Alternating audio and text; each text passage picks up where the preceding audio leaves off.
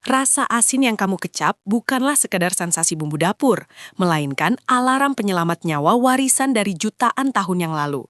Setiap kali kamu menaburkan sejumput garam ke atas makananmu, kamu sebenarnya sedang berpartisipasi dalam sebuah ritual biologis purba yang telah menjaga keberlangsungan hidup spesies manusia.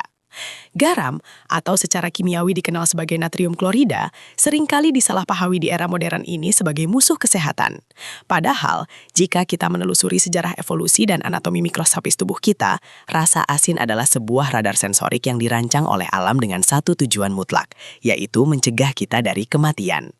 Tubuh kita secara alami berevolusi untuk merespons dan menginginkan garam, karena elemen ini adalah kunci dari fungsi setiap sel yang ada di dalam diri kita. Mari kita melakukan perjalanan melintasi waktu, kembali ke miliaran tahun yang lalu ketika kehidupan pertama kali muncul di lautan purba. Bumi pada masa itu adalah sebuah subkimia yang kaya akan mineral, terutama natrium. Makhluk bersel tunggal berevolusi dan beradaptasi dalam lingkungan asin ini, menggunakan mineral laut untuk mengatur cairan internal mereka. Namun, ketika nenek moyang kita berevolusi dan memutuskan untuk merangkak keluar dari lautan menuju daratan yang kering, mereka menghadapi krisis besar.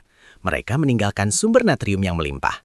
Solusi evolusioner dari alam sangatlah luar biasa, yaitu makhluk darat mengembangkan sistem biologis yang mampu mengurung air laut purba tersebut di dalam tubuh mereka sendiri. Plasma darah, keringat, dan air mata kita adalah sisa-sisa lautan purba yang mengalir di dalam pembuluh darah kita hingga detik ini. Untuk memahami mengapa lautan purba ini sangat penting, kita harus melihat ke dalam skala molekuler yang sangat kecil. Garam dapur biasa terdiri dari dua elemen kimia yang sangat reaktif, yaitu natrium dan klorida. Ketika kristal garam menyentuh cairan di dalam tubuh kita, ikatan molekulnya terputus dan membebaskan ion-ion bermuatan listrik. Klorida bekerja tanpa lelah di latar belakang, menjaga keseimbangan cairan seluler, dan memproduksi asam lambung yang esensial untuk mencerna makanan. Di sisi lain, natrium adalah bintang utamanya. Natrium adalah partikel bermuatan positif yang menjadi bahan bakar utama bagi sistem kelistrikan biologis kita. Tanpa perpisahan kedua elemen ini di dalam air tubuh kita, mesin biologis manusia akan langsung mati dan berhenti beroperasi dalam hitungan menit.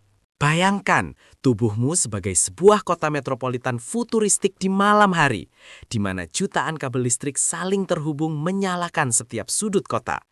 Itulah tepatnya fungsi natrium bagi sistem syaraf dan ototmu.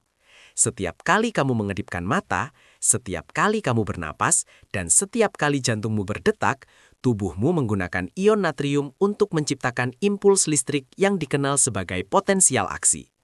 Partikel-partikel bermuatan ini mengalir masuk dan keluar melalui membran sel dalam kecepatan yang tak terbayangkan, mengirimkan pesan dari otak ke seluruh ujung jari. Kekurangan natrium tidak hanya membuatmu merasa lemas. Pada tingkat yang kritis, ketiadaan natrium akan mematikan jaringan komunikasi internal ini, menyebabkan otot kejang, pikiran menjadi kacau, dan pada akhirnya jantung kehilangan ritme, mematikannya. Karena natrium sangat krusial bagi kelangsungan hidup, evolusi tidak bisa menyerahkan pencariannya pada kebetulan semata.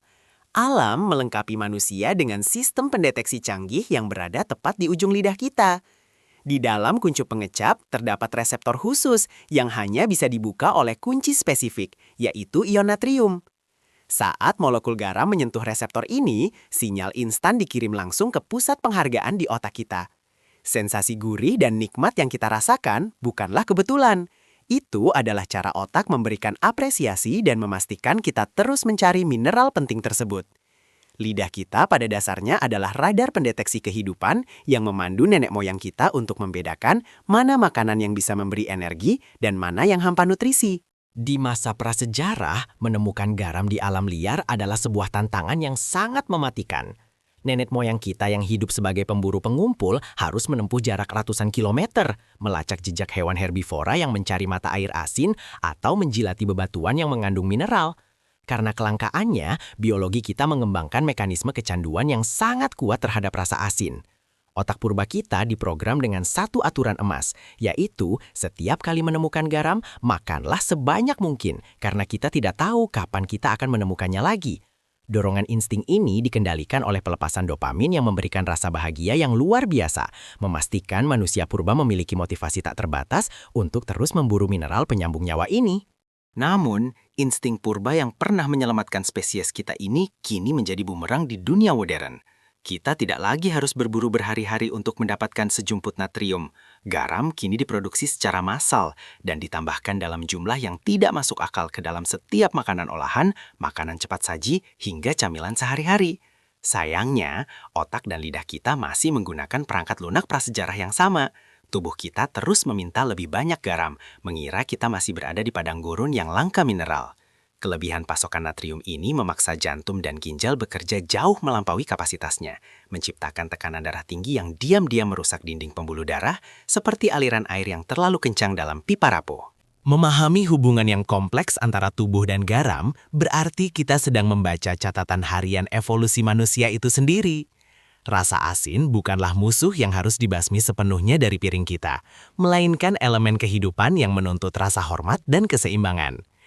Kita membawa lautan purba di dalam sel-sel kita, dan menjaganya tetap stabil adalah kunci dari kesehatan jangka panjang.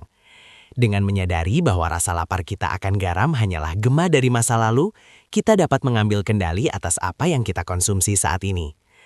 Dengarkanlah alarm biologis tubuhmu dengan bijak, hargai warisan evolusimu, dan temukan keseimbangan yang sempurna antara bertahan hidup di masa lalu dan berkembang pesat di masa depan.